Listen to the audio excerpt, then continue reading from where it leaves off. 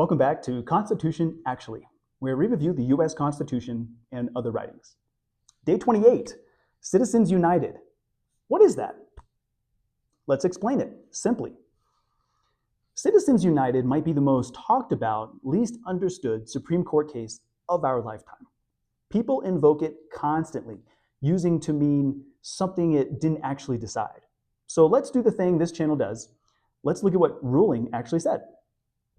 First, the biggest myth. A lot of people think Citizens United is where the Supreme Court declared that corporations are people. It didn't. Corporate personhood, the legal idea that a company can sign contracts, own property, and be sued, is over a century old than this case. Citizens United wasn't about whether corporations are persons. It was about money and speech. Here's the actual question. A conservative group called Citizens United wanted to air a film criticizing a presidential candidate. Campaign finance law at the time restricted that kind of spending by corporations and unions close to an election. The group sued, arguing the restriction violated their First Amendment. In 2010, the Supreme Court agreed, 5-4.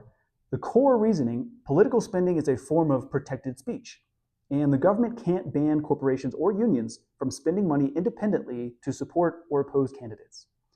Independently is key. This is spending, not coordinated with a campaign. The result was the explosion of what we now call super PACs, groups that can raise and spend unlimited money on political messaging as long as they don't coordinate directly with a candidate. Now, is that good or bad? That's the real debate. And people land in very different places. Supporters say it protects speech and lets groups criticize powerful politicians. Critics say it lets money drawn out of ordinary voices and gives the wealthy outsized influence. Both of those are arguments about consequences. What the case decided is the narrow legal point.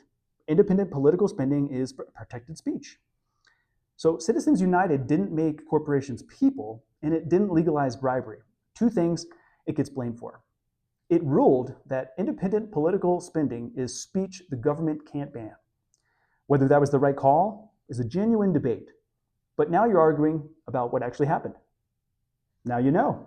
Tomorrow, the amendment that took 202 years to ratify, proposed by the founders, finished in 1992. Follow along.